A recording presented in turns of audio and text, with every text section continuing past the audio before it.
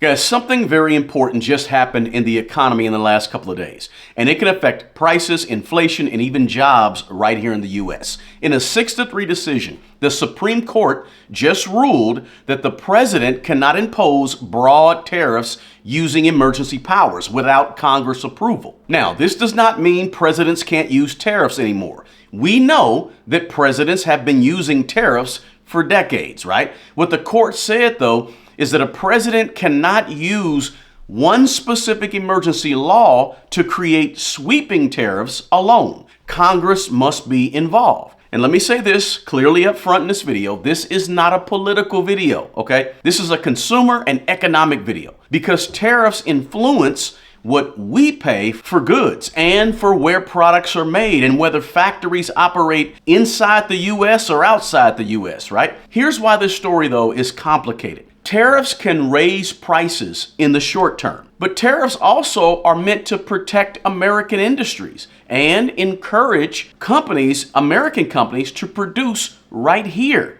instead of overseas.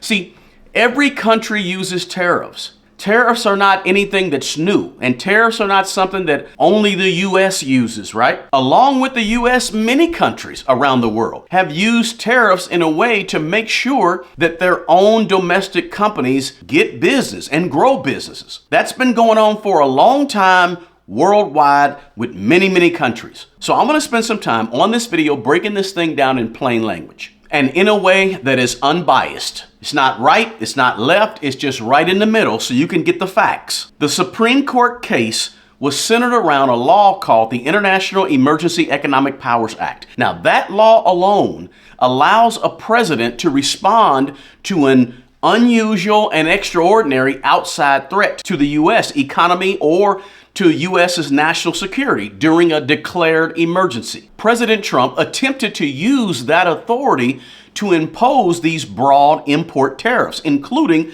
a baseline tariff on many imported goods coming into America. But the Supreme Court said no.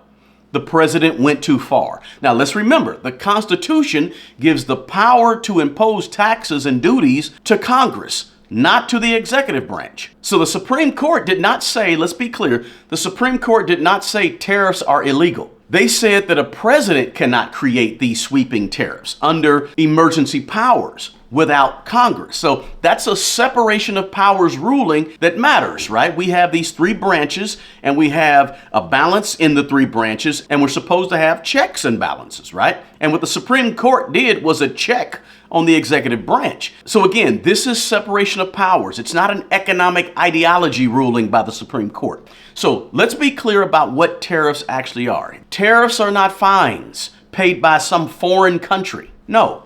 Tariffs are merely taxes paid by U.S. importers. That's U.S. companies that have to pay an additional tax for goods coming into the United States. And that's the goods that these companies want to use in the production of whatever they're producing to sell. Now, if a company imports a $1,000 item and there's a 25% tariff, the business itself, the company, has to pay $250 to the U.S. government before the product is sold. So that means companies must decide, ultimately, when you have these tariffs, to either absorb the cost, that could mean lowering their profits, or a company could move production of whatever they're importing right here on American soil to avoid having to pay that tariff, or a company could simply raise their prices that ultimately we pay in order to make up for the added cost of having to pay that tariff. And this is why tariffs can sometimes increase our consumer prices. But, and this matters, okay?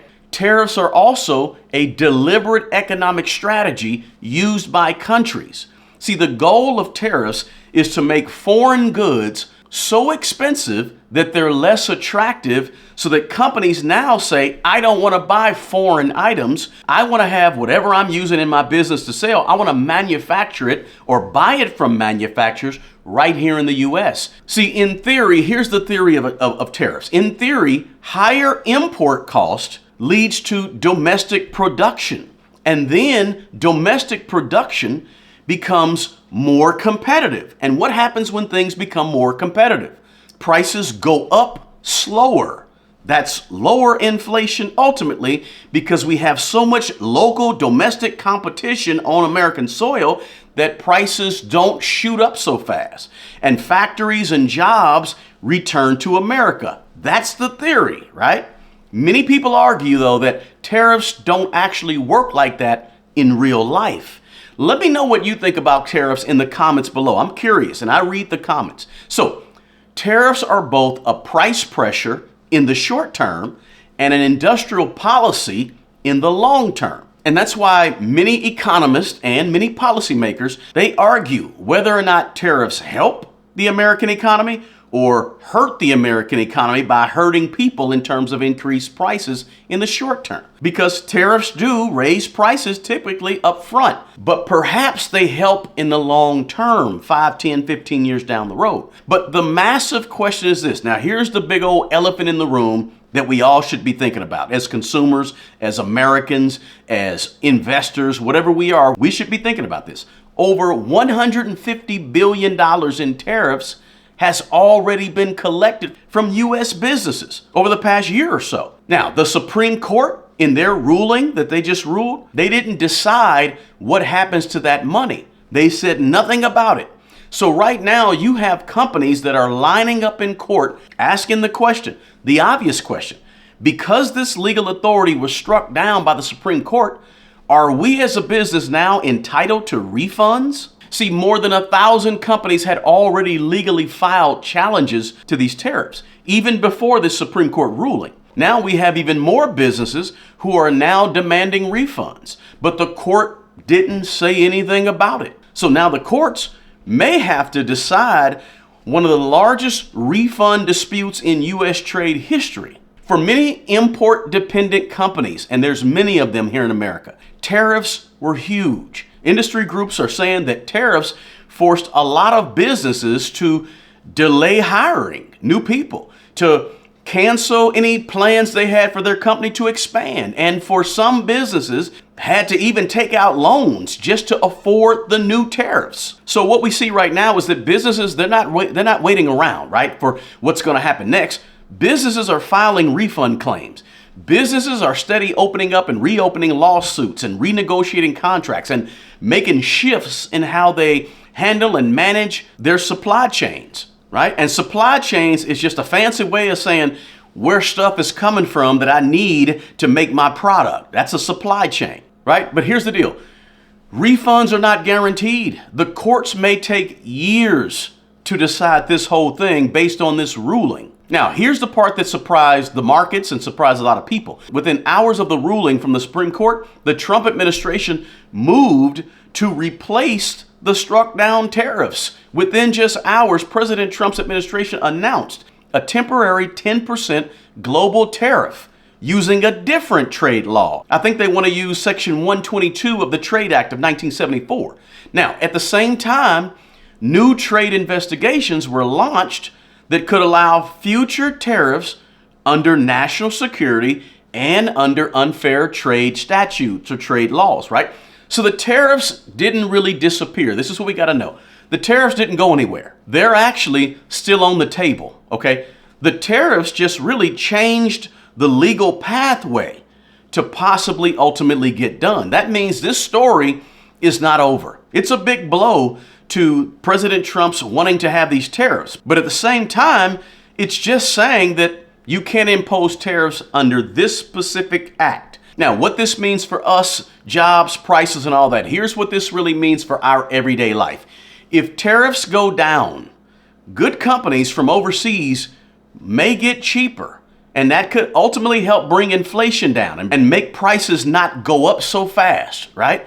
If tariffs stay or increase, that means that imported products are going to remain expensive. But it could also ultimately down the road give the U.S. companies a better chance to produce right here in America and hire more people right here in America. So the trade-off of tariffs is simple, guys. I want you to hear this. Lower prices now or potentially more American production and jobs over time. That's really the trade-off, okay? Short-term consumers get help versus long-term industrial policy for America. Tariffs are one of the few economic tools, guys, that directly influence where factories are located, where supply chains are actually happening, overseas or domestic. Jobs are affected directly by tariffs. Companies can't pay tariffs, they may end up laying folks off. Companies can't pay tariffs, they may end up shrinking their hiring, right? Tariffs also directly affect our national manufacturing capability, whether it's going to be in America or it's going to be somewhere else. That's why both supporters and critics of tariffs, they take tariffs very seriously because they matter. Now, as consumers, what can we do? Here's the part that actually matters to our households, okay? You don't control trade policy. None of us control tariffs. None of us control what Congress or the Supreme Court decide to do. The only thing that we control is our timing. When trade rules out there are uncertain, prices become unpredictable, okay? Especially for goods. Not necessarily services, but definitely for goods. So, 3 practical things that we can do. First, if you're planning to buy a large imported item, that could be like a large appliance. It could be electronics, tools, furniture, maybe even a car. You need to understand that prices may swing this year, depending on how tariffs end up settling and all this stuff, how it really goes down. Waiting around doesn't always mean things are going to get cheaper, because a lot of times we know they won't. And rushing into a purchase doesn't always mean that's a smarter purchase. Just simply plan. Don't react. Put together a plan for your large purchases that could be affected by tariffs. Second thing we got to do is this. This is a reminder of why an emergency fund matters for each of us. Policy can change. Businesses can change their direction, what they're going to do, what they charge. Businesses can change what they're going to do with jobs. So economic uncertainty is why each of us, all of us, we need to have some cash reserves, also known as an emergency fund. Some money just in case. Now, the third practical thing is this. Don't make any of your investing decisions based on what you see in the headlines, okay? Trade policies can change fast, overnight, right? Long-term investors, our job is to simply stay diversified and avoid panicking. Continue dollar cost averaging. The goal is not to try to predict policy. We can't do that.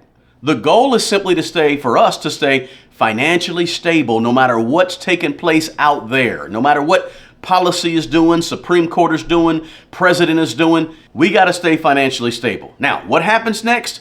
Trump still has options, guys. As I said, he can use a different trade statute, or he can impose some national security tariffs, or he can go back and negotiate trade deals, or of course he can ask Congress for approval. That might be the simplest thing to do. The Supreme Court only limited one specific legal path, that emergency authority path. It didn't eliminate tariffs. You may be also hearing in the news right now, in the headlines, right? Shut down talk of the Department of Homeland Security, agency funding fights, things like that. Look, those things matter for politics. Tariffs, they matter for our money, our personal finances, ultimately, because it's about what we spend. Tariffs affect prices, they affect businesses, and they affect jobs. So tariff talk is important talk that we need to understand. And that's why I wanted to spend today breaking this thing down in plain language. Here's the real takeaway from this video. For years, Americans have debated inflation, interest rates, and the Federal Reserve, right? But trade policy quietly shapes prices too. This ruling from the Supreme Court, it didn't decide whether tariffs are good or bad. It just decided who controls the ability to impose these tariffs. And depending on what Congress and future policy does, this could either lower consumer prices for us, or it could accelerate the push to bring manufacturing back here to the U.S., okay? So pay attention to this. It does matter, because the next phase of inflation and maybe the next phase of American industry in 10, 15, 20 years may come not from the Federal Reserve, but from all of this trade talk and this tariff talk. Listen, guys, I hope this video was helpful for you. Let me know if you got value from this video in the comments below. And also in the comments, let me know your thoughts on this decision by the Supreme Court. If this video helped you focus and get some clarity, please share it with somebody who you know to help them get clarity on these complicated issues. As I always say, guys, the best person who's going to take care of the old you is the young you. Until the next video, peace.